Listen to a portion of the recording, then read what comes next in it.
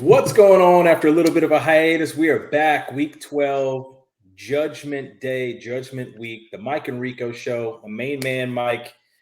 It's time now. I mean, it's we are so deep into the season now. You know who you are, you know what's in front of you. All the goals are either still there to attain or they're not.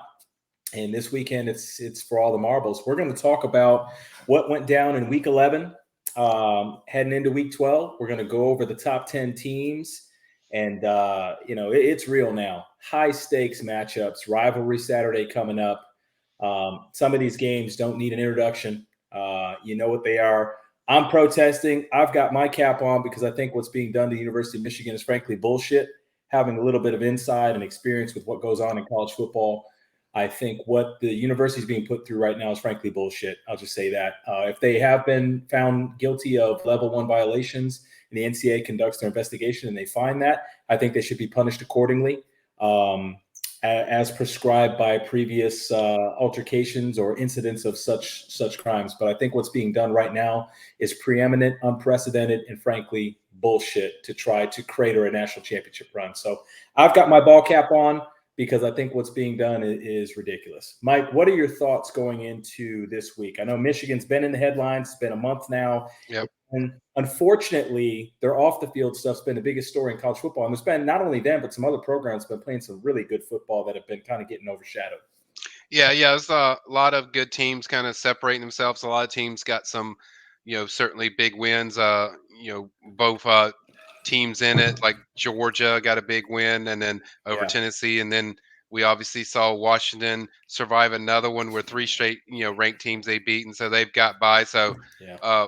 Florida State's doing what they need to do, even though they had a catastrophic situation with Jordan going down. But overall, I think the teams are kind of rising to the top. Michigan survived a really big scare, but I agree with you that the way they're treating this program of the stuff they have to go through is just nothing I've seen of teams that have had gone through this where you emotionally you can't even focus on football. It's I've told Rico I'm amazed that these guys are doing enough to keep these guys focused enough to get the job done. But all the teams are in there that we've talked about.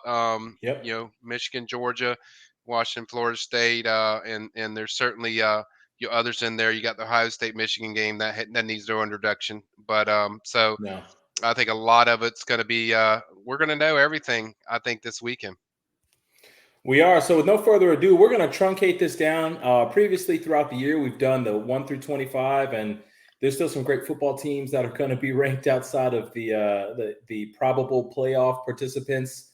We're going to hone it down and really focus on these playoff participants now. And we're going to start with the number one team in the country, playing arguably the best football in the country, and that's the Georgia Bulldogs. Had a tough stretch of a schedule. They had cupcake marshmallow bullshit for about the first 2 months. They've started to play some people lately. They played Ole Miss, albeit it was at home. They played Missouri, albeit it was at home. And they Hmm. went on the road to play Tennessee. They've looked great all 3 weeks. To me, I've got them number one in the country. And with no further ado, we'll just jump into these highlights here and see. It started a little rocky in Knoxville for Georgia. Yeah, first play, running play, hits the seam. Safety didn't come up, and hasta la vista, baby. He's gone. So and unfortunately for Tennessee fans, That if you're was it. watching, that was pretty much your highlight of the night. Georgia did what they usually do, got control Mhm. early, and then the rest of the game they controlled the flow of the game, and that's what Georgia's done. If you watch a Yes. lot of these games outside of maybe Missouri, where it Wide came open. down to the fourth quarter, Georgia just really just put the hammer down to Tennessee, and this has kind of been Tennessee's problem. They played Wow. they did the same thing when they played Florida.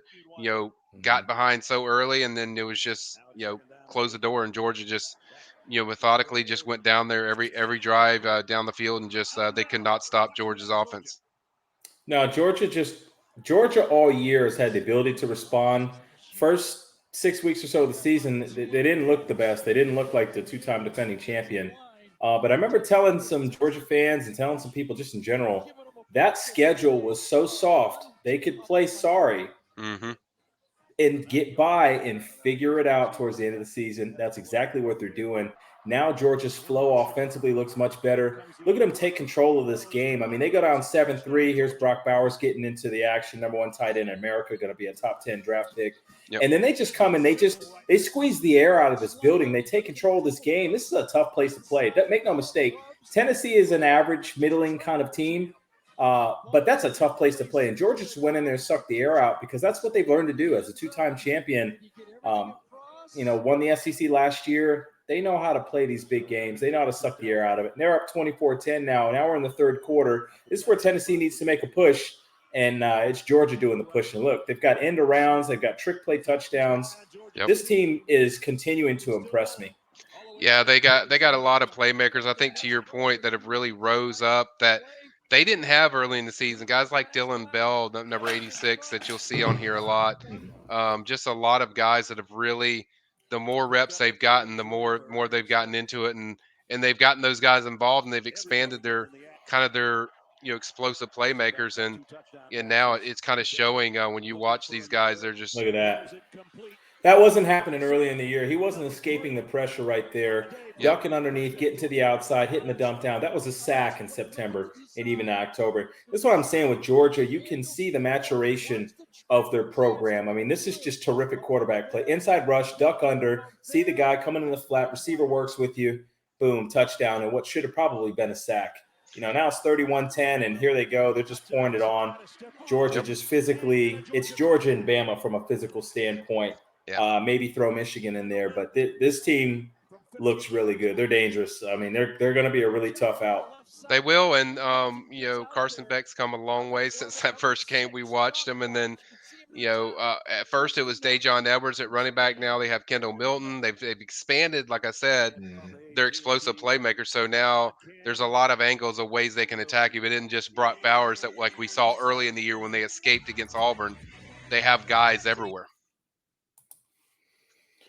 Yeah, they are really coming on. So that's going to be the highlights from Georgia. Georgia gets it done, blows out Tennessee in Knoxville. All they have left now is Georgia Tech, who is scrappy bunch, but let's make no mistake about it. This is a tune-up for the SEC championship game. Georgia's going to look to get up early, ride that thing out, and not get any injuries, as we've seen, and we'll get to a little later on. You want to play clean, and you want to try your best to not incur the doggone injuries, because those can be terrible. Yeah. Great job by Georgia getting that done. I mean, this was a tough part of the schedule, and they just they made it look easy. Really impressive win. Yeah, and that's kind of right up their alley of they haven't had a lot of road games they played. So this is a game where everything was culminated towards this game, and playing those games in Missouri and Ole Miss really kind of got them ready for that game, and Tennessee just didn't seem ready to punch back. When you punch Georgia, you got to punch them in the face, and you kind of keep coming. If you don't, they're going to put you away, and that's exactly what happened in that game. Well, we're moving on now. We've got the Buckeyes at 10-0 playing at home versus Minnesota. So without no further ado, let's get going here. 0-0. Travion Henderson is a man, and he's going to be a problem this weekend for Michigan. They better game plan for him, because he is playing as good as any running back in the country. Yeah, I think that's the key to their whole offense, in my opinion. Like, he's the guy that really sets the tone of what they do to get the ball to Stover, to get the ball to Marvin, to get the ball to Ibaka. That's the guy that sets it up. So if you can contain him, you're going to be in good shape. But if you don't, he's going to set those guys up, and he's kind of the set piece for them. So if I'm game playing against that guy to force them to be one-dimensional, because I'm not really sold on the quarterback play to what I've seen so far this year from Kyle McCord. So I want to see, if I'm doing something against Ohio State, I'm making sure that I take him away, and you're going to have to show me that you can throw the ball. Yeah, Buckeyes just playing on the other side of the formation here. Minnesota just really outmatched. We'll see a special teams play here. I guess this is the highlight for Minnesota. This is got him down inside the 5. What's up, baby? All right, the dribbling, the snap here. Now, this is what I was saying earlier when we were talking about this Michigan game coming up.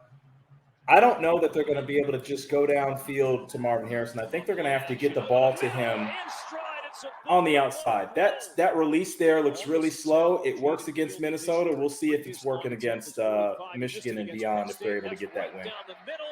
Right, and I think a lot of that's kind of my point earlier that it's set up by Henderson. If you're not running the ball, those guys are going to crash more in the middle, and if that play is not going to be there. Hey, look at there, Minnesota highlight. So That was Crooms, and they obviously punted. And here is the release, and there's 5 Gophers there. They can't cover number 2. All right, here's a little bad angle right there by 27, and that's a big run. Mm-hmm. Is that Igbuka?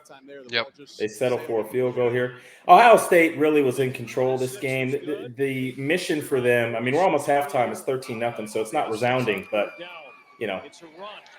And here's this guy again. That's the problem right there. Yep, he's a big. You play that guy. You play this team. You're gonna have to figure out a way to control those running lanes. And if you do that, that's a problem there, because you're going to see a lot of that on Saturday, and they're lucky that his leg didn't get hurt there because that looked pretty nasty. Here's that man again. This is where he's absolutely deadly. If he gets to the outside, you're going to be looking the back of his jersey because he's got great speed, great vision. He is truly, truly an elite player. TreVeyon Henderson is a problem. Yep, he is, and that's the whole key to, I think, Ohio State when they play. If you play them, you have to find a way to contain him, and if you do that, you can get out of the way, Seven. What is Seven doing? You can exploit them to do things, but oh gosh, like I don't even know why the DB was out there. The dude was backing up 2 yards when he ran the route. Like he's in the end zone. Harrison is an elite player, but some of the defense on him is just bad. That's an awful throw there. And he might be going. Is he going to go? Nope. Not quite. Yeah, this was blowout city at this point. 27-0. The Buckeyes settling for a lot of field goals in the red zone here against Minnesota. That's a little interesting. But they're firmly in control, 30-0. Nice complete win for them. Oh, here's a Minnesota highlight. Hey.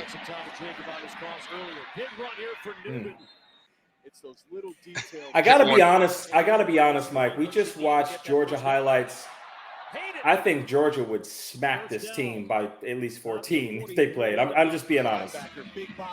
When I watch them, I see some of the things. There's a lot of struggle with these guys when they get into the red zone. Obviously, he scored on that play, but I think they really struggle because they're not generating enough out of their passing game with McCord, and the running's not there. And so I think you see a lot of settling for field goals for Ohio State. So I think that's what's happened, and we see some of these highlights. Guess they didn't want us to see the field goal. Okay. Yep. Well, there's Ryan Day. Buckeyes get a win, 37-3. It was a good win. They did not pick up any crazy injuries. I think McCord got banged up on one play. It's nothing that they're talking about. They're not listing it. So it does not appear to be anything that's going to hinder him in the game upcoming. Make no mistake about it. Both teams were looking forward to the next week. And we're going to look at the Michigan highlights. And it's going to be pretty evident. Michigan played a very sloppy game. I think Ohio State, if we're being fair, Ohio State looked better on Saturday than Michigan. They did. And that was really the first time we can honestly say that when I've watched Michigan every week. It's usually dominating, but based on everything they're going through, and Maryland gave them a tough game last year in Ann Arbor. So I mean, this is a team that sure did. They just struggle with. But early on, it looked really good. It looked like Michigan was in control, and then as we pop in the highlights here, we jump right in it. Blake Corum going for yet another touchdown. Michigan got great push there. They didn't even have to use the tush push to get in there. They just did it old school. Michigan gave up a field goal on the first drive of the game. They get this one back 7-3, and here's where that defense starts making plays. And they get a strip sack score, 14-3 on the road. It's looking pretty good for the Wolverines at this point. Yeah, it looks really good. And then they block a punt here, for a safety. And they're rolling. I mean, they're getting pressure on the quarterback. They're forcing turnovers. And then, got to the end of here where they just got really sloppy after this score right here. I mean, they had a chance to put the game away. And this is what I tell people, like, the fine line of between blowouts and close games. This is what happens when you don't execute and take care of the thing. It was 23-10. They have a chance to go up by 2 scores, and then they make the massive blunder in the red zone. So this is Yeah. kind of Here it this is. this play right here just leads to everything you're doing. You got a guy in the top that's wide open in the seam. That's a throw that I think JJ, if he does that next week, he's going to really, really harm the cause. You can get away with that against Maryland. Your defense can step up, make some plays. Split second away from a sack there. Great ball by Talia, and that's a great catch. It's coming out of halftime. At this Yep. point, I had a feeling they line up for the tush push. This play should be illegal. I'm sorry, guys. This is just stupid. You line up 3 guys behind the quarterback and just push him. I don't know how you can stop that. Yeah. I mean, I just don't get that play. I don't get why that's legal. Yeah. I don't get. There Used used to be a rule. used to be a rule that you can't enable a guy into the end zone. The Reggie Bush rule is what they called it, where he pushed in Liner to win the game against Notre Dame. Like, used to have a rule where they wouldn't do it, and then now they've just kind of letting these guys, get behind and push. It's like it's it's technically an illegal move because you're you're pushing a guy to the end zone. I'll tell you what. Watching Maryland here, this is the third tush push. 2 of them Yeah. on 4th down. It's the third tush push touchdown. I mean, I guess Michigan's not good at defending this play because that's the 3rd time they scored. Now we're deep in the game here. Got to get a score or got to get a stop. That's going to be grounding. That's a safety. Big Yep. play for the defense. Now That was Talia, it didn't get there. I thought that was a big moment in the game because now you're Yeah. going into, okay, a touchdown was not going to beat you. Mhm. So now you got the lead. Plus you're about to get the ball back, more than likely at midfield. But then, like I said, Michigan's offense was just so stagnant. After that pick, they just weren't the same. Right. And you're on the road. You're not going to get a good spot. Looked like the officials marked it to be a first down. Ended up not being a first down. Michigan ended up getting a pick and then also getting a stop on downs Yep. to escape with a 31-24 victory, the 1,000th victory. Coach Sharon Moore gets it done. Back-to-back road wins. I guess we can take a second to talk about the distractions. I mean, Coach Harbaugh is serving a 3-game suspension. They were looking at fighting and getting a TRO last week. Mm-hmm. They were supposed to get a ruling on it. Petiti waited until Jim Harbaugh and his team was in the air on Friday at 3 p.m. Yep. to announce the suspension. Which Frank, I think that's pathetic. Like, that's bullshit. It's frankly, it's bullshit and it's Bush League. If you wanted to suspend the guy, do it on Wednesday when you said you were going to do it. Yeah. Or do it on Thursday. But you wait till Friday and you wait till they're in the air because you want to try to limit their response. It's chicken shit. It's yellow belly, and you're trying to undermine and essentially harm a team's ability to compete. I mean, Harbaugh was on the plane. If you want to suspend him, fine. Do what you do. But to do it on Friday at 3 o'clock. So nevertheless, they cut the legs from underneath the program. He's in the air. They find out when they land. So now Harbaugh can't coach. Sharon Moore, you step up. They go out there. They have a good week with Penn State. Great victory. They ran the ball 32 straight times. They got it done. But the question is kind of like, okay, did they run the ball because they didn't need to pass, or did they run the ball because they couldn't pass, right? And so that leads us into today. And Michigan still struggled to throw the ball. JJ missed wide open touchdowns. You saw the pick down there in the red zone. And I got to say, to be honest, Ohio State looked better on Saturday than Michigan did. And even though McCord's got a slow release, even though he doesn't look like the best, he looked more sure, more decisive, and more in rhythm than JJ did. And I think it's a big concern whether or not on game day, Harbaugh's going to coach throughout the week, but on game day, can Coach Sharon Moore dial up the right stuff and have JJ's mind in the right place to make the throws against what's going to be a really good defense in Ohio State? I've got some concerns, and I know all Michigan fans have some concerns with that. Yeah, I mean, you have to. We saw that on McCord and even Carson Beck of the highlights we watched. Like, you have to take what's there. And I think JJ's trying to hit the big play and he's trying to force it regardless. And it's like, dude, you got to take what they're giving you. If they're giving you the check down, take the check down or run. But you have to take what they're giving you. You can't force it. And I think he's trying to force the big play. So it needs to be more of a calming effect of what's there.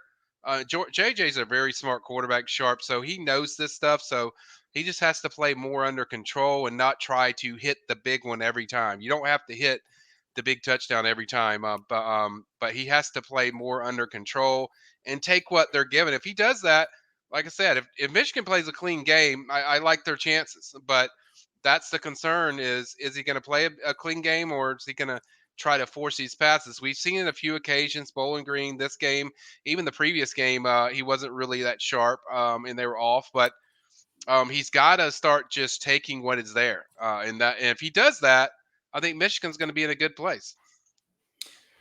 Yeah, it's gonna get a little testy next week. We're gonna see. All right, we'll move on. Florida State taking on North Alabama.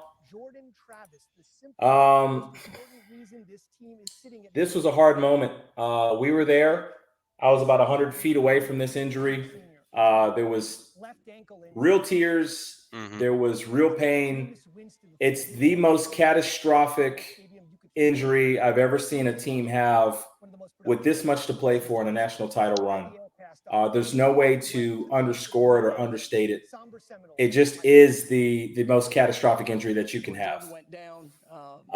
Here's Mike Norvell talking about it some.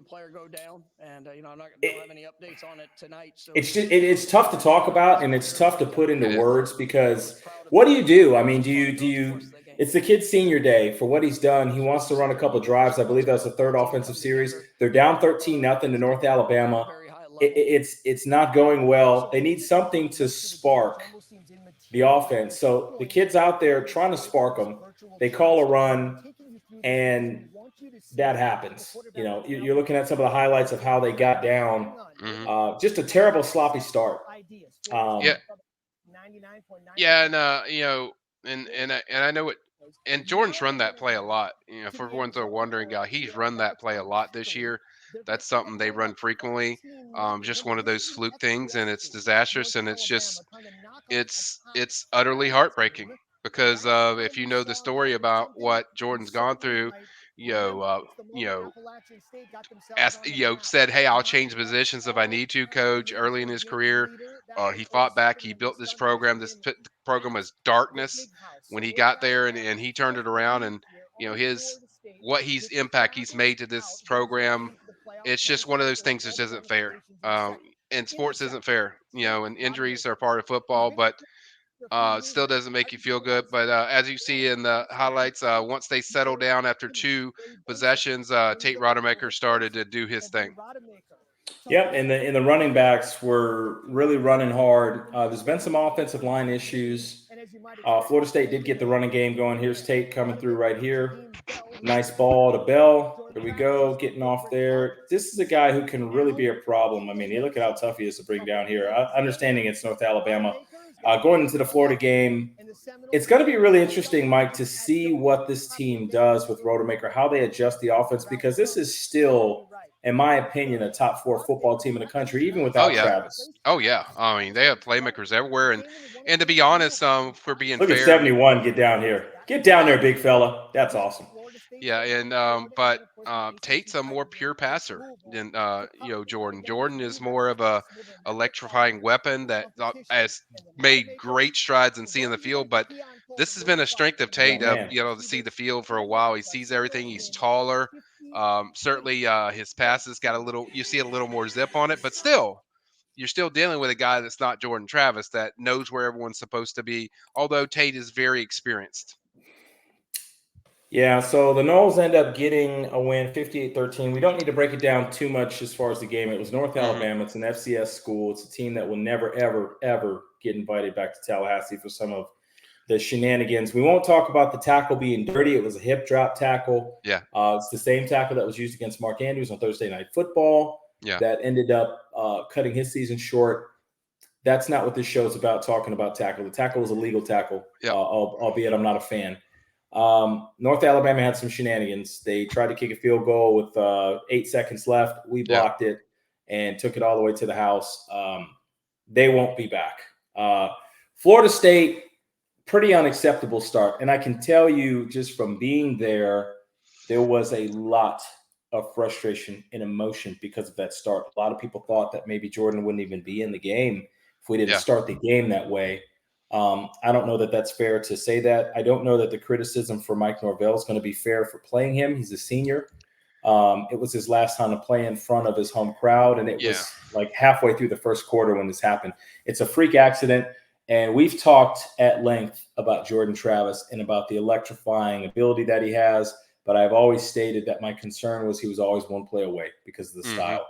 And it's just heartbreaking, and it is absolutely an injustice relative to football and sports that happens to that kid in the midst of a Heisman run with a team that's 11-0, in the middle of a national championship run. It is the most catastrophic, devastating, untimely injury I've ever seen in college football.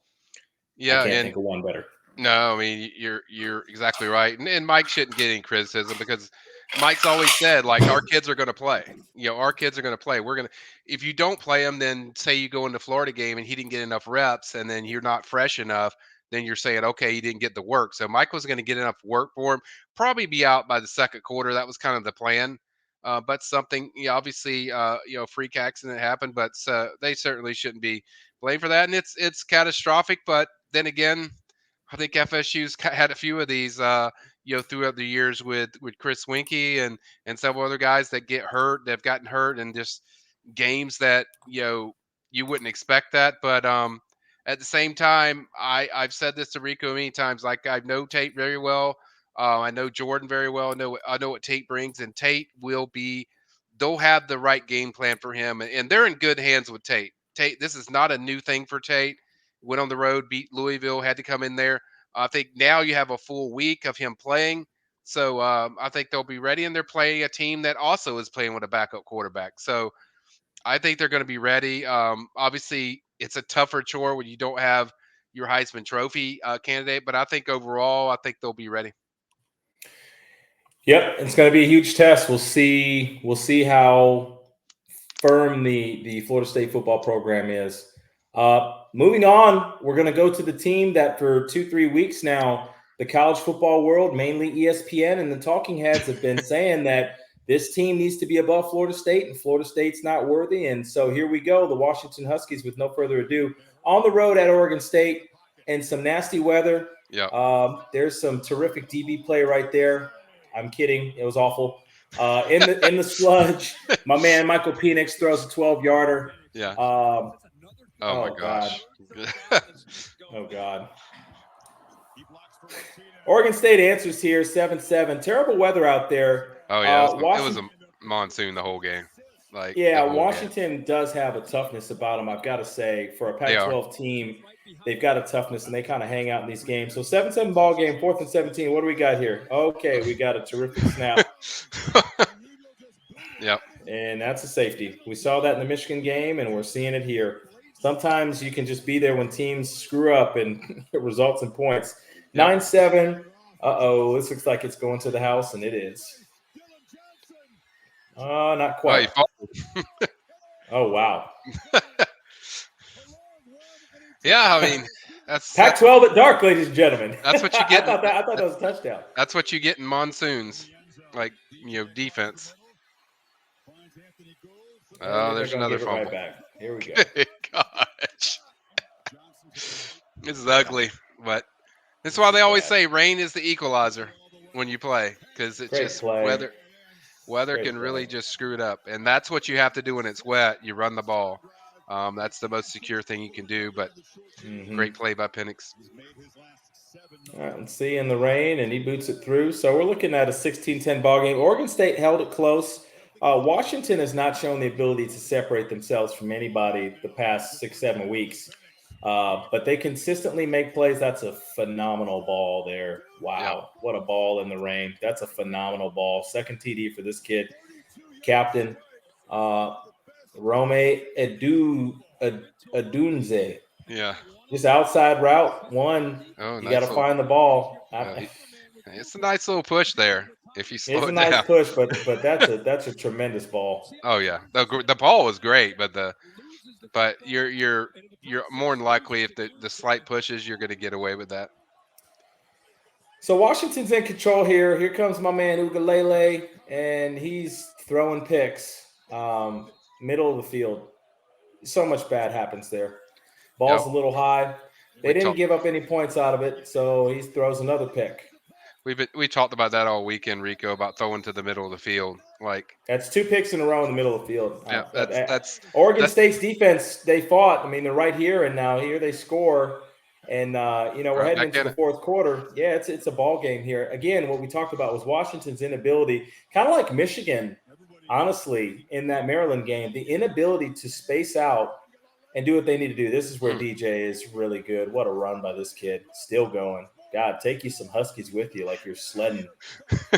And this Goodness is a key gracious. point in the game because I thought like if they scored a touchdown here, they could probably win this game. But then they had to settle for a field goal, and I think that was the game to me because now you're putting all that pressure on defense to stop them in the sludge, and against a really good Mm, quarterback, that's going to be tough to do. So I mm. think that was really it, and they really needed to score a touchdown there to put the pressure on the Huskies. Huskies do it again, another close one. They seem to like the close ones. They do. And I guess at some point, given the schedule, they have to get some respect for Yeah, winning these games. I just don't see a top four football team when I watch them play. I'm sorry. I just don't. yeah, they're certainly a acquired taste when you watch them, and especially the last 5 weeks. Even the games they won, one game they didn't even score a touchdown. So Yeah. there's been some fortunate times. Obviously, I have a lot of respect when you go on the road, tough environment, so I would give them credit on this week.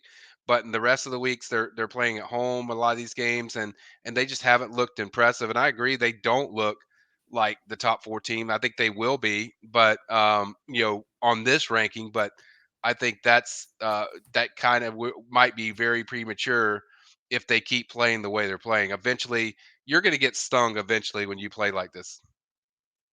Yeah, you are. And so the team that they're looking at playing is going to be this bunch that we're going to pull up here in just a second. It's going to more likely be the Oregon Ducks. Right. And Oregon, to me, has the look and the feel of a potentially top four team. I don't see that when I watch Washington play. Yeah. And I'm trying to be fair in saying that. But let's just pull up these highlights and look and see how the Bo Ducks Nix. look in comparison. Yeah. Nice ball, Bo Nix. Bo Nix has come a long way from the Wile E. Coyote days Yeah. of Auburn. He sure has.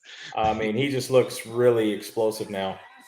Yeah, you just feel And like when that's you feel to the like when you house. watch their offense, they're always in control and they're always attacking. You don't feel Yeah. like they're settling for field goals. I mean, they seem to be in control all the time. They attack you in multiple ways. They attack you on the edges. They attack you in the middle. You certainly have a quarterback that knows how to do it, and then they get to their athletes like this guy, and then they just just put so much pressure on Wow. you. I think they're playing. They're. I don't think. I think it's going to be extremely difficult whenever they play in the Pac-12 championship for Washington to beat that team. Look at this guy. Just zipping. Oregon's offense just seems pretty tenacious. And their defense, I mean, it's the Pac 12. I don't think anybody in the Pac 12 outside of maybe Utah really plays great defense. But their defense isn't terrible. Oregon has some guys defensively. They've got some guys who are going to be playing on Sundays. They've got playmakers at all three levels. And they have performed throughout the year. Now they're going to have a heck of a test on Saturday when they play Oregon State. But Right. this offense, look at this ball. Look at that ball. Wow. Yeah. Back foot just drop it in a bucket. They just seem to be the only Pac-12 team I've seen that consistently throughout the whole game they put pressure on you. To make plays, like to slow them down. They don't. There's not a time where okay they're trying to burn Mm, clock or doing that or mm. wasting time. They Oh, they just keep oh my God. they just keep attacking you. That's a mixture of dog shit tackling and Yeah, just excellent wide receiving. I mean, the a spin lot of cycle. a lot of bad, a lot of bad. So it's 35 nothing at halftime. Oregon is one of the teams that can absolutely blow your doors off. And see, I'm They saying can. it's 35 nothing, and they're not slowing They're down what not they do. stopping. It's always pressure. That's what I like about this team of how they consistently pressure you and stay on you and keep pushing. Um, Now their defense can be a concern throughout the. We've seen Yes. during the year, but Woo. overall, their offense, I don't think there's any offense in the Pac-12 that does what they do consistently every week in, week out. Now they look like a well-oiled machine, and they're going to be a tough out for Washington if those two end up meeting. Right. It's That's going going to to be tough.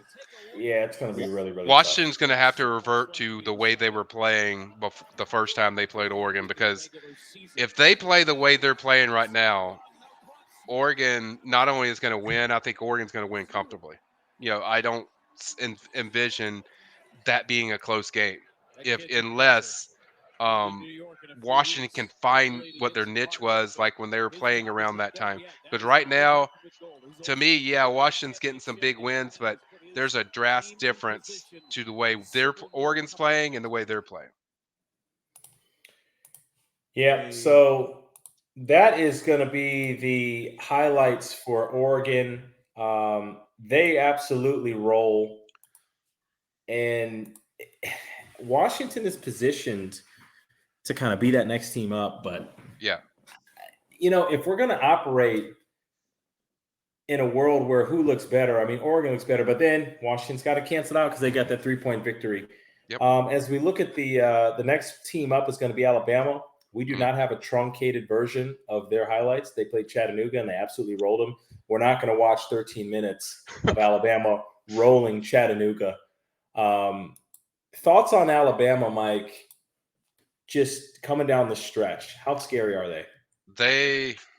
They're a team that they're a reason why you don't judge a team in the first 4 games of the season. Because I mean, when they were playing USF, they were struggling.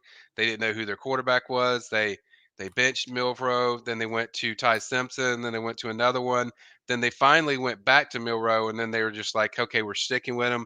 And just you saw it gradually every week. They were getting scarier and scarier. And then they played that LSU game, and he was on another level. He looked like one of the best players in the SEC. Now they're scary. Defense is starting to force more turnovers.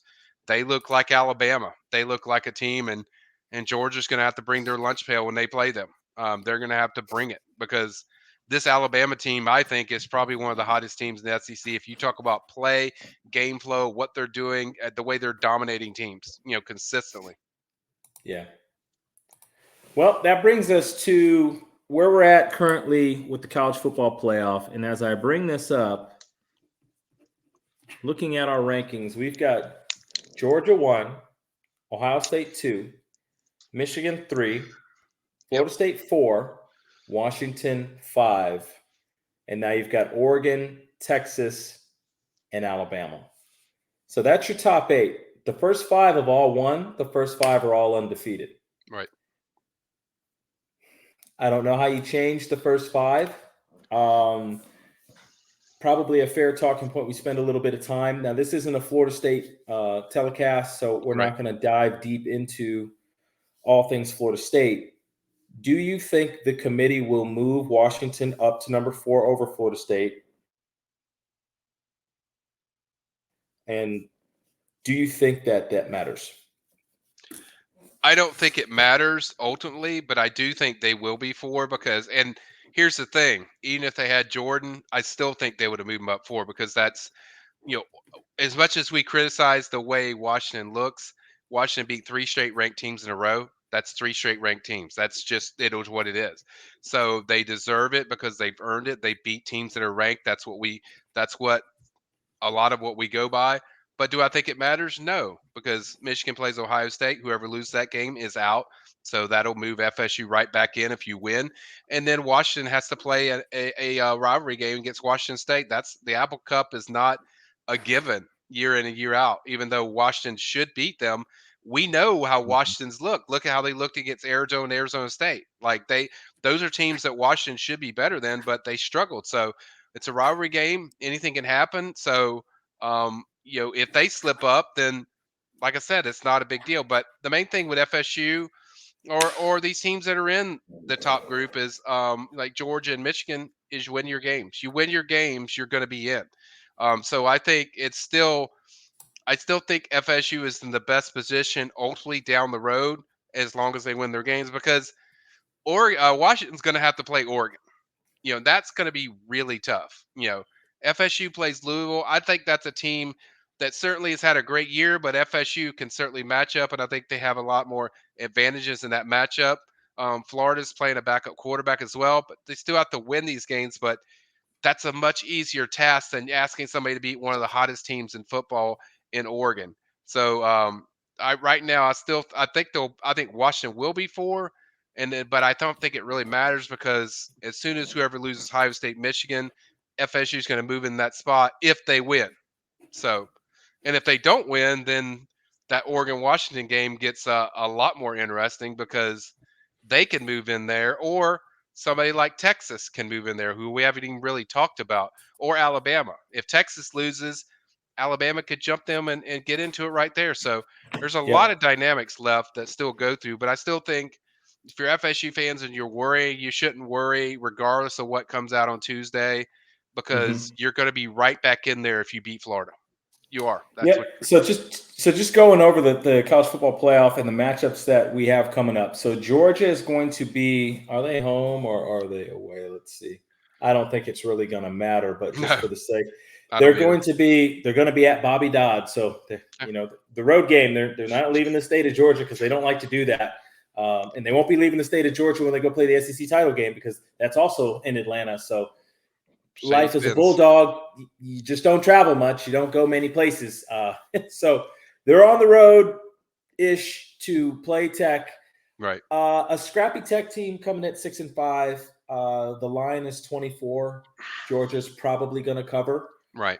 So look for Georgia to cover and look still like the number one team in the country. Although they don't travel and have to do things other teams in the country have to do, they'll probably win and remain number one.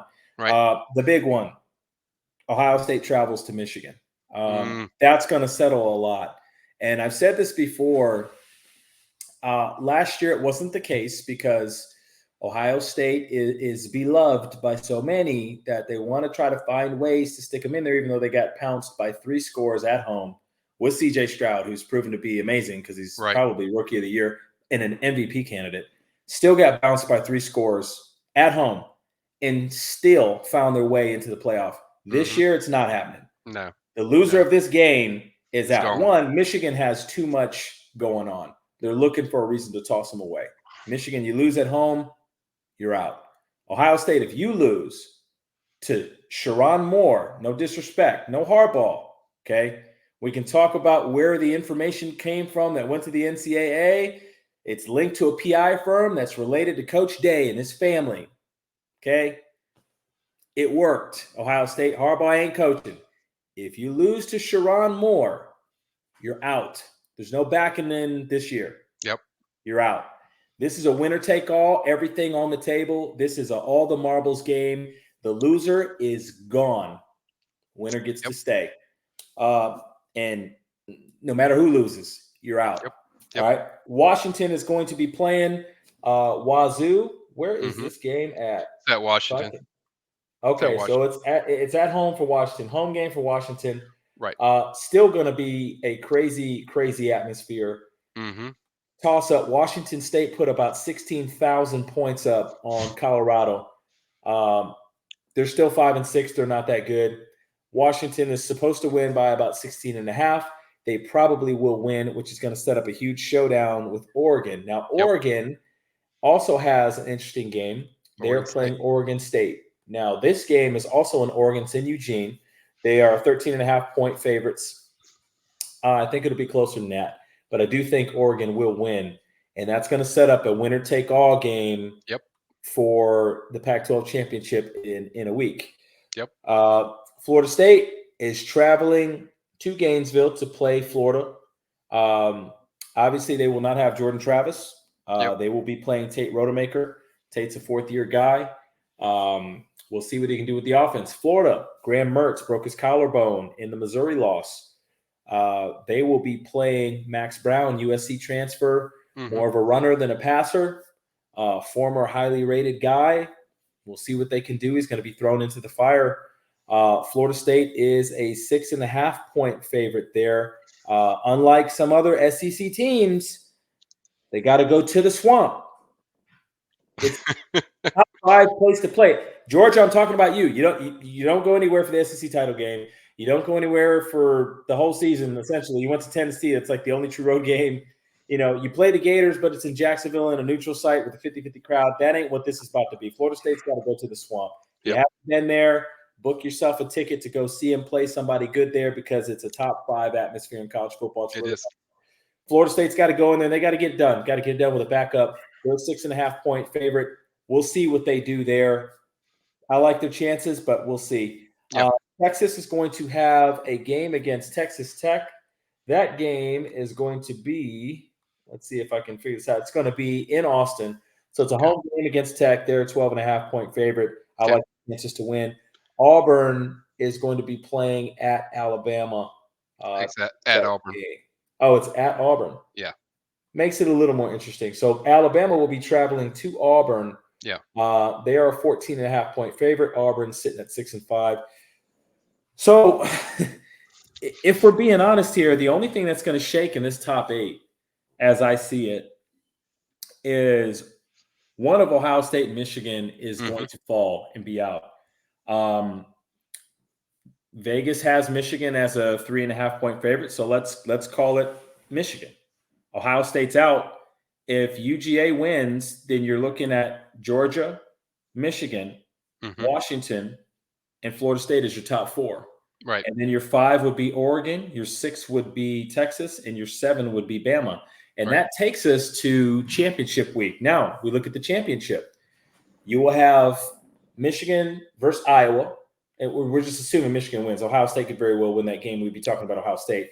Right. You would have Michigan versus Iowa. Pretty comfortable that Michigan's going to win that game. Here's where it gets tricky. Georgia versus Alabama in Atlanta. Okay. Now, when you look at the spots that are remaining, I do not think, if we're going to say Michigan and Ohio State is a winner take all, and the loser has no chance, the SEC has not earned the right to get 2 teams in this year. Yeah. I don't care who it is. Georgia's schedule's been weak. They haven't had true road games. They had one road game against the Tennessee team. They played very, very well. I don't think Georgia can get in if they lose to Bama. To me, whoever loses that game's out because there's no room for error unless FSU loses.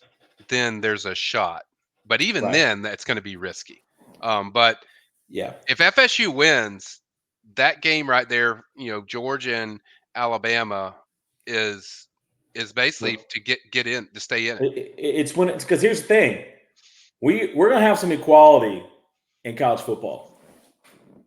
Michigan, Ohio State, winner take all. Yep. It's winner take all.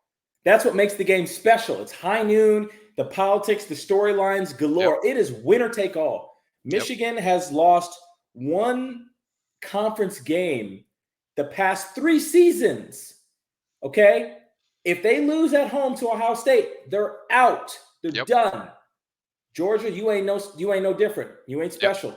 Nope. You got a home game for an SEC title game, provided you beat Tech. If you lose to Bama, you're out. And here's why you're out. Here's why. Because I don't think Texas is going to lose again. And Texas went into Tuscaloosa, a place that Georgia never, ever goes, and beat Alabama by 10. Yep. So if Bama gets in and Bama beats Georgia, Texas has to be in because they got a 10-point win in Alabama, and you have to honor that, which means that you would have Michigan at 1, then you would have Florida State or Washington, whichever one of those wins out, at figuratively your 2. And then you've got Texas. Texas has to get in over Bama because they beat them, and they'd be a one-loss conference champion. Now you've got to sort out these last spots. I mean, let's just say what I think would happen. I think Michigan runs the table. I think Florida State runs the table. I think Bama beats Georgia. That's what I think. I think Oregon beats Washington, in the Pac-12 title game. And I think Texas wins the Big 12. So what you're going to have is an undefeated Michigan conference champion. Obviously, they're in. You're going to have an undefeated Florida State conference champion. Obviously, they're in. I don't care who the quarterback is. They're undefeated, right? You're going to have a Texas team, one-loss conference champion, that beat the SEC conference champion. They got to be in. So that's 3 spots.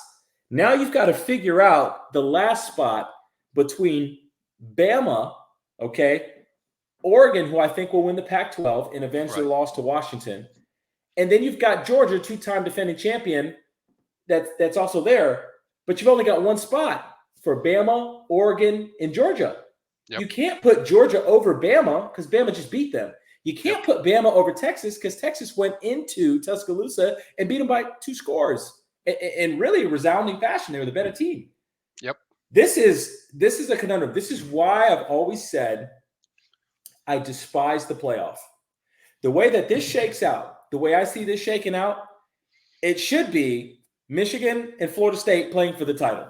Just like it should have been Georgia and Michigan last year playing for the title. 3 and 4 don't even need to be there. But with this 4-team playoff, they're there. And because it didn't go to 6, you don't get all the conference champions, which means Oregon's going to get left out.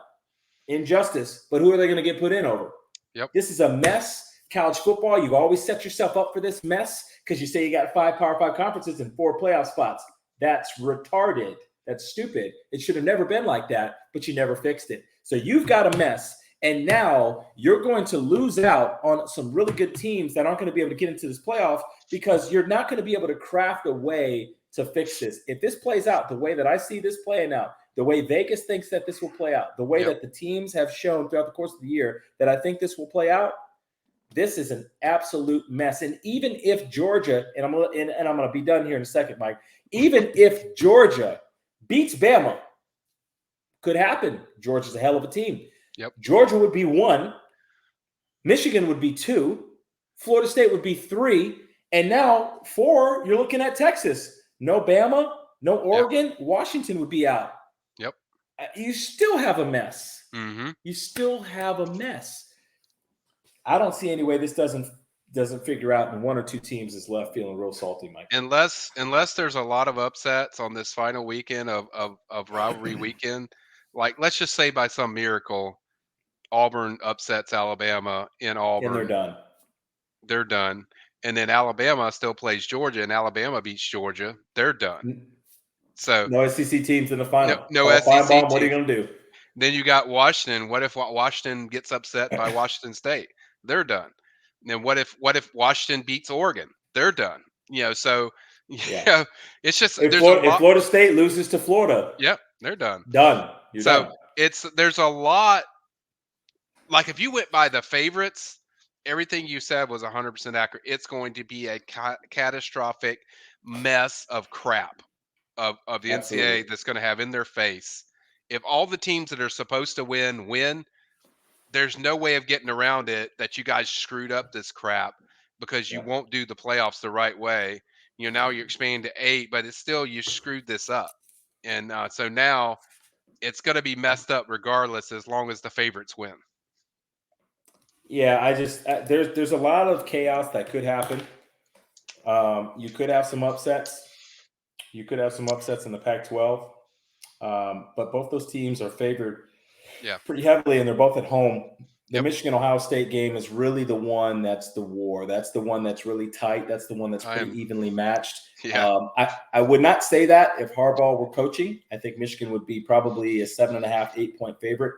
But due to outside influences and a lot of stuff, even though the NCAA has not even passed down allegations, even though they have already ruled that Harbaugh had no knowledge of this, even though it's already been investigated and the NCAA has determined that Harbaugh had no knowledge of this, the Big Ten has still suspended Jim Harbaugh. They're on a quest to get rid of this guy, so he's not on the sideline. That is what makes this game tight to me. That's what makes it tight. And there's no due process to anything that Michigan's having to do. They're having to go through. Let me just say that right now. I know you said your piece, but that is ridiculous that a team and a school is not getting due process to you're supposed to prove they're guilty. Like you can't sit there and say, well, we think these other teams have told us stuff about you. You got to give them due process, dude. Like learn from this. Be better, Big Ten. It's a black eye on the whole university or whole conference of what you did. So, but yeah, Michigan's fighting all this crap. So yeah, I think certainly got to deal with that. And then that add into more dramatics. And if you needed more, was JJ kind of struggling the week before. So what JJ you're going to get? And to me, that's the key of the game. JJ plays well. Michigan will win, and I think they'll win comfortably. But if he doesn't, who knows? Could go. It could certainly go Ohio State's way.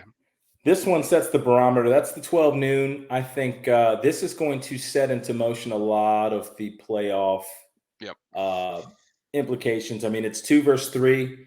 It's as high as it could get without one of the teams being one. Yep. This is going to really set the bar. I think one of these two teams, one thing we can say for certain, Mike, one of these two teams will be in the playoff because Yep. I do not see Iowa beating either. I don't either. And man, I almost got tingles in my body just thinking about this game coming up. Just the Ohio State Michigan game. I remember how emotional it was last time. Player for Ohio State ripped off a player's Michigan's helmet. Coach Harbaugh's on the field, jacked up. You won't Oh have yeah. Coach Harbaugh, but the emotion of this game is like no other rivalry that I've seen. Just it's unexplainable, and I am so excited about this game. I'm so Yeah, this excited. is going to be. I think for people that are not really vested in either side, it's going Yeah, to be truly, truly enjoyable. For people who are vested on either side, respectively, for Michigan or Ohio State, it's going to be a very stressful 3.5 hours because so much is at stake. I mean, both teams are 11-0. They come in and combine 22-0. There's a spot for the Big Ten title on the line, and against a team they're probably going to beat in Iowa. No disrespect to them, but I just think Iowa yeah, is a far cry from both of these teams, particularly Michigan. And I mean, it's as high stakes as it could get. It has as many side stories as you could possibly have. What the Michigan football program has been through in the last month with this investigation, with the Connor Stallions, with all this stuff, with the Harbaugh suspension, of the first 3 games for a cheeseburger in 2020. I mean, it's really, we could do a whole show talking about all the things that have happened. yep. I think the amount of emotion that's going to come out in that game is going to be pretty incredible, and maybe even more so than what we've seen. I think it's going to be ugly everywhere in that stadium because a lot of these Michigan fans ain't going to want to be near these Ohio State fans. They feel a certain way about Michigan or Ohio State of what you guys are doing. You guys are trying to steal our season. So there's going to be a lot of Yeah. just really chippiness and really hatred, Yeah. both in the stands and on the field. I think you're going to see a lot of fights in this game. Yeah, and again, we could do a whole background Yeah. story, but just so the viewers that we have, I mean, Michigan has pounded Ohio State finally after Mhm. getting pounded for many, many years. And I can tell you, having been at the game in 2019, Ohio State knew every, every single play Michigan was running. They scored 60 something points on them. Michigan was an 8.5 point favorite going into that game. I've talked to members of that team. They said they were calling out their plays before the snap. So put 2 and 2 together as to how they knew that. Urban Meyer's been on record saying that I had a guy whose job was to watch Michigan 24/7. So if we want to live in a world where we think that Michigan is stealing signs and that's some revolutionary new Yeah. thing, first of all, every major program steals signs. Now, do they send people to stadiums to go film record and Yeah. try to skirt NCAA rules? Maybe, maybe not. And if Michigan's found to have done this and those coaches are found to have known and they can prove it, then absolutely give them whatever the due process punishment is. But as of now, they have not been able to link any members of the staff that are not fired. Chris Partridge was Yeah. fired for talking to a student that was getting interviewed by the NCAA. He was not fired with having knowledge of what Connor Stallions was done. That it was not proven, Yeah. contrary to the rumors. And so people just have to understand with this game, you have a fan base in Michigan that feels targeted. You have a fan base Yep. in Michigan that's very, very proud, feels like they do things the right way, particularly relative to college football, which frankly, let's just be honest, is a damn cesspool. Players being paid, all kinds of guys beating their girlfriends, guys running over people, killing people in traffic incidents, getting away with it, guns. I mean, you've got everything happening in college football. Yep. And so we're talking about level 1 violations, which are as minor as it can get, potentially happening, not yet being proved, in a program that has been pulled through the mud. And now it's come out that the origins of all this are from First and Goal PI firm based out of New Hampshire with direct ties to Coach Ryan Day in Ohio Yeah. State, which to me, I'm going to be honest, that information right there is frankly, if true, which it looks to be true, is a level of decline for football and sports that I hope doesn't go any further. I mean, if you can't beat your rivals, so you stoop to the level of trying to investigate them as a school who's had scandal after scandal after scandal, Mm-hmm. and you ain't clean, receivers ain't coming from Chaminade High School up to cold ass Columbus, past Miami, Coral Gables, Gainesville, Tallahassee, every school in the SEC. They ain't coming all the way up there because your wide receiver coach is so good. They ain't coming up there because your program is so good to sit behind other five-star wide receivers. Let's just be honest and put that out there. You cover recruiting. You know I ain't lying here. Ohio State, you do what you need to do to get the guys that you need to get to. You do what you need to do to win. And it's been successful for a long time. So with this information coming out that now all of a sudden, now Michigan's the bully on the block. So now instead of meeting them, high noon and that last Saturday in November and settling it like they were doing when you had the upper hand, when you had the edge, no, now we got to get PI firms. We got to go look into what they're doing and blame it on the signs when you admitted that you changed your signs, right? Yep. But it's still the signs. I just feel like it's a level of cowardice in Yellow Belly, knowing that Ohio State has participated in this stuff as well. And it just bothers me to the core because I feel like this is a program in Ohio State and a coach in Ryan Day that can't straight up beat Michigan and straight up beat Harbaugh, so they've stooped to this. And it bothers me. So when we talk about the emotion of that game, you're going to have a fan base that feels like somebody ran to the police. Mm-hmm. And that's what it appears like Ohio State did. They ran to the police and they gathered up all the other Big Ten cronies and a new commissioner, and they complained and they whined and they said our player safety is at risk and this and that, and this is tainted. They did all this to try to mob rule a 3-game suspension, which figuratively and conveniently takes Harbaugh out for the Ohio State game. Yeah, I just feel like it's bullshit. I feel like it's cowardice. I feel like it's yellow belly, and the emotion that's going to come out because of all of this, it's going to be heavier than normal. yeah. My thing is, I mean, this is from somebody from the outside's perspective. I don't have ties to University of Michigan or Ohio State University, but from an outside perspective, somebody that's watched how this is developed, I have some good friends that cover those teams, but it feels like Michigan's being profiled, and everyone else is kind of it's okay. You do whatever you got to do. It's like Right. Purdue, Rutgers. You're doing that is ridiculous, and you're like I've said it before. They're not getting due process. You're taking one side and you're going after one team. So these other teams, they have history of stealing signs. You're doing nothing to them, Big Ten. So why are you doing nothing to these other schools they're stealing signs when this is what it was all about was stealing signs? So that's ridiculous and it's inconsistent, and what you're doing is just trying to sabotage Michigan's season instead of and you're doing the timing of the way you do things. Wait till the guys get in the air, then you suspend them. Their head coach, he has to find out when he lands on the plane, so you know it's on Veterans Day weekend, so he can't get a judge to do it. So what do? You withhold the judge to make a ruling. Petit makes them do that. This is cowardly. Everything they're doing is not you're not being consistent in treating every member of that conference the same way. Now, I'm not defending Michigan. If they're guilty, they're guilty, but let them go through the process of being guilty or innocent. And they're not doing that. And that's the problem.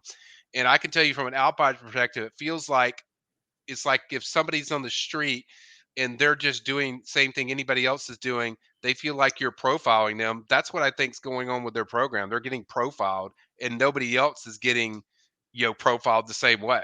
And so that's the problem. I think we both vented on that. I think what's going on there with the Big Ten is ridiculous. And guess what, Big Ten? It's going to, if you don't clean this crap up, it's going to make it where nobody else is going to want to be there either. Yeah, I just think that Saturday is going to be a culmination. I hope a fairly refereed game. Pray for a fairly refereed game. Yeah. It's been a problem in the past, but there's going to be a lot of emotion there. I hope that it can stay clean. I hope that things don't get out of hand. But I can tell you that program feels a way about Ohio State in a different way. They always have hated each other. Ohio State hates Michigan, but right now, Michigan feels like Ohio State is a snitch program and that Ryan Day is a snitch. and that they went to the police and to the NCAA and rallied the support of the Big Ten that can't even stay on the field with Michigan except for Maryland, apparently, and tried to basically crater their season. Yeah. You got the NCAA investigating, interviewing kids game week, getting coaches fired because they're interviewing kids without notice of allegations. And due to the interview process, coaches are then talking to the players. All this has sets this ball in motion, and now coaches are getting fired because they're talking to the kids, telling them apparently what to say and all this other. I mean, you've opened up a can of worms in a manner that is clearly designed to try to crater this midseason. This should be handled after the season. Right. What If school? it's to be done right, it needs to be handled after the season. What other school in the Big Ten, even when Ohio State had all this stuff they were going on where they were getting questioned, they didn't question them during the week. They didn't question them before their games. No. They're not even giving them their kids a chance to prepare. How is that in fairness of Big Ten? So Big Ten people, I know you might not be listening to this, but if you are, shame on you for what you've done to these kids. Forget about the coaches that you feel are guilty or doing like what you're doing to those Michigan kids is complete crap. Like it's not consistent. It's embarrassing. You're not even going by the rule of law of what the Big Ten laws say as far as how you're supposed to operate in these procedures. So, yeah, like I said, good luck getting other teams to come in your conference with the way you're acting. You know what? And here's the bottom line, and I'll get done with this here because I'm not going to lie. I am partisan. I'm not nonpartisan on this issue. I've watched Michigan football not be able to hang with Ohio State for a long time. I've watched as a kid the opposite. Michigan beat Ohio State every single year, no matter what the record was. And that got flipped. And it got flipped when Ohio State started getting so much talent that it was impossible to beat them. They had hometown referee crews, refs that literally went to Ohio State ref in the games. And Michigan would, be the goody two-shoe win-win for the Gipper program, give it a good go, and then Ohio State's talent would just shine through at the end, or they'd get a fourth down call, they'd get all this. I watched Ohio State sit here and through hard work, but also through a lot of good fortune and some skirting of the rules and some recruiting that I'm sure was squeaky clean, be on the upper end of this rivalry. And I see a sore loser crybaby program now that can't stand having an equal opponent in the ring now. And so instead of boxing, lacing the gloves up and boxing somebody that's equal to you, that isn't from the South, because we know what happens when you play teams from the South, Ohio State. We know what happens. Now you have a team that's in your backyard, the winningest team in the history of football, I might add. And now they can punch you in the mouth back. And they've been punching you in the mouth really well the last 2 years and have embarrassed your program. And so now instead of just playing them straight up, you are trying to make sure that you crater them or you disable them to a point where you can get the upper hand, because you know if Coach Harbaugh's on that sideline, all things equal, you are a 10-point dog. You are a 2-score dog, and you know it. College football knows it. Petiti knows it. Michigan damn sure knows it. And I just feel like that level of cowardice, I have lost respect for the Ohio State football program, because I do believe it came from them. I do believe in the politics from the stuff that I've read. I do believe that this came from them. I do believe that they're related to the PI firm. I think the NCAA is yellow-bellied and cowardly for not revealing that. I feel like the Big Ten is cowardly for not revealing that. If you want to put somebody in jail, it's called discovery. You don't just get to have information. We've got this information, and then you get to hide where it came from. That ain't how it works in the court of law. And the reason why they're speeding up this investigation and doing a patchwork job of it is because it's not about actually finding Michigan guilty. It's about trying to screw up this season and give Ohio State an advantage in this game right here. So if they want to know why the emotions are going to be sky high, why there's going to be altercations, and while it's going to be a boil over, it's because of that. Because Michigan people know it's not about finding the actual guilt, because Michigan knows that due process is not even on the radar here. It's about causing as much damage along the way to hope that you can crater the season and catapult them, because Ohio State knows they cannot line up on the football field, coach for coach, player for player, and win the game. Right. And that's why they issued the 3-game suspension, and they said, if you take this, we will close the whole investigation down. So you're not worried about getting the truth. You're just worried about screwing up their season. So the facts are there, guys. I mean, you don't have to be a genius. You don't have to be a Ohio State fan. You don't have to be a Michigan fan. You can be any kind of fan. Anybody can see that stuff. So it's And get this, Mike. This stuff came out in October during the bye week, or excuse me, in October, right before the Michigan State game. The Michigan State AD said, I don't want to play the game because I'm afraid for my player safety. I've got some thoughts on Michigan State. They're not good. And they get even worse with that kind of commentary. Player safety, really? AD for Michigan State, player safety? Because you're signed. First of all, nobody needs to scout University of Michigan State or Michigan State University this year. They're terrible. Absolutely terrible. Okay. And to say that is just a level of yellow-bellied cowardice that I don't even know. I guess I guess every player that Michigan State has gotten in football, all those 5 stars, from Cas Tech and from the Detroit era they were acquired legally by the book. Get the hell out of here, because I know different. And we won't even talk about basketball over the years. So that it starts there.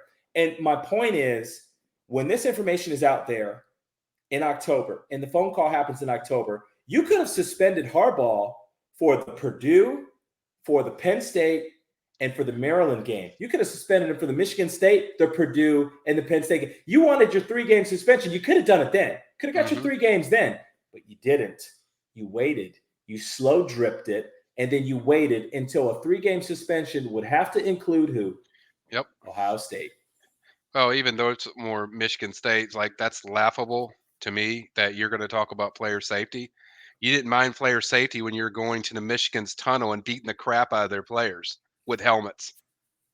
Did you care about safety then? No. Of course not. Those guys got off too. So they got off. Off. That's laughable. It was the tunnel's fault. Yeah, Michigan's won all these games because of signs.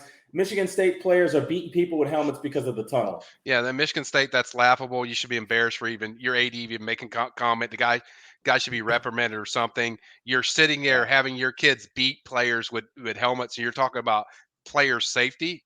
Come on, get better. You don't have a head football coach because he can't keep his cool or his calm or his professionalism when he's dealing with somebody who's supposed to be an advocate against sexual. And so, I mean, Michigan State to spark this. And so this is where the emotions are going to spill out on Saturday. We can get into the Michigan State stuff. We can get into some of the commentary. But, just yellow-bellied actions by the Big Ten. And I think you're going to see a lot of emotion coming out of the Michigan team. Here's the thing. Ohio State's got a really good football program. Ohio State could very well win that game. Yep. And we talk about injustices in sports, and some feel if Michigan wins, it'll be an injustice because they're just reading ESPN headlines, they're just reading Fox News, or they've got an axe to grind, don't like Michigan, or they support somebody that Michigan's been beating the hell out of for the last couple of years.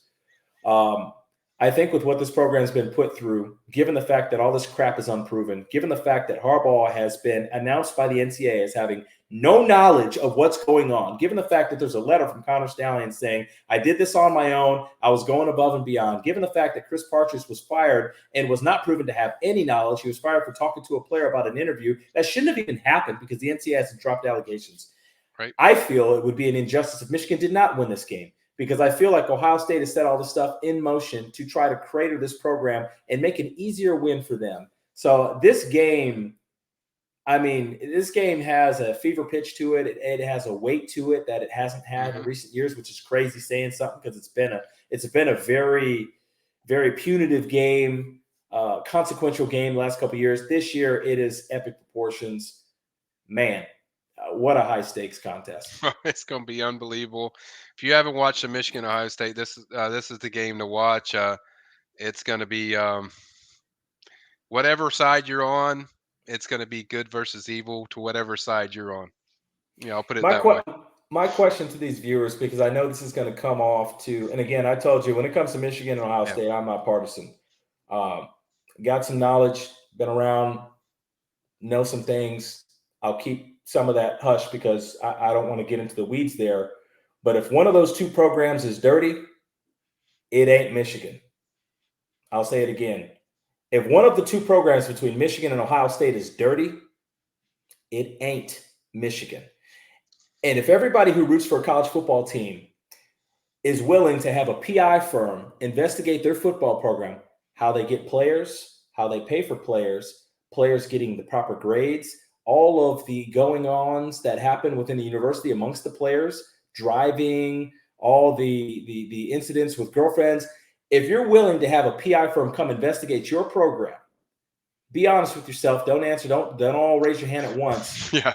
How do you think your program would favor or fare if a PI firm was unleashed on your program?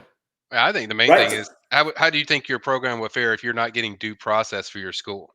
Like, Right. A PI firm released on your program and then no due process. yeah, I mean, it's just unprecedented. This is ridiculous. So, I mean, Michigan is the apple hanging lowly from the fruit tree right now that everybody's picking at. They're the piñata that everybody gets the free whack at, right? Because their program doesn't get looked at because they're free and clear. Oh, we get to whack at Michigan. Nobody's going to look at us, right? yep. Think of why that is. Think of how college football works, who has the politics, and you can kind of put two and two together. And that's why I think this game means so much. And I personally would love to see Michigan come out on top. And I'll be honest, there shouldn't be a handshake. There shouldn't be any niceties. Mm-mm. There shouldn't be any decorum. There shouldn't be any of that. Not after what that program has tried to put Michigan's program through. Ohio State, if you're good enough to come in there and kick their ass in the field, you talk the talk, you can run around, plant your flag, you can do all that.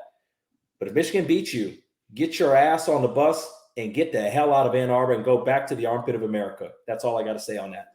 There you go. It's going to be big. I can't wait. I'm excited, and I'm That's not it. going to lie. So we're going to sign off.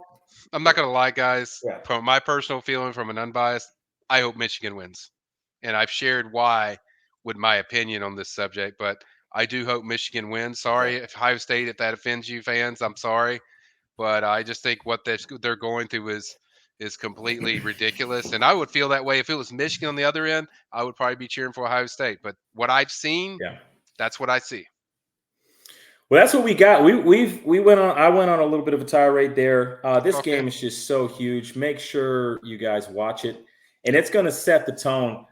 And I don't know that either Michigan or Ohio State. I definitely don't think Ohio State's best team in the country. I'm not sure Michigan is either. I think it's probably a toss-up between Georgia and Alabama, personally, right now. So we're not spending all that time talking about Michigan and Ohio State because those are the two best teams. But it is worth talking about because of what all is going on and the fact that one of those two teams is going to be in the playoff. Whoever wins on Saturday, they're going to be there. Barring a miracle in Indianapolis, which I don't see happening because Iowa can't score 10 points in the game. So this is going to set the bar, and we're going to have a hell of a show on Saturday. We're going to come back. We're going to come back, especially if it goes the way that I think it will go and the way Vegas thinks it's going to go. We're going to have it might be a 2-hour show. I think we're at 1 hour 17 minutes now. It might be 2 hours. We might have to have some guest speakers. We're going to come back, guys. So it ain't going to be a situation we're talking about this and we ain't going to come back. Regardless of what the game goes, we're going to be back. We're going to have a hell of a show. We're going to break it all down. It's going to be really fun. I'm really, this is the most excited I've been of watching, a weekend. This is going to be a big weekend. It's going to be big. Well, there you have it. You had some extended content. We're going to put it out for you guys. Big things coming up. We've got some Knoll reviews coming up later this week. We're going to catch up with the Miami and the North Alabama game, do a Florida preview. That'll be for all the Knoll stuff. We're going to be signing off now. God bless. Have a great week and stay tuned because it's a big week college football coming.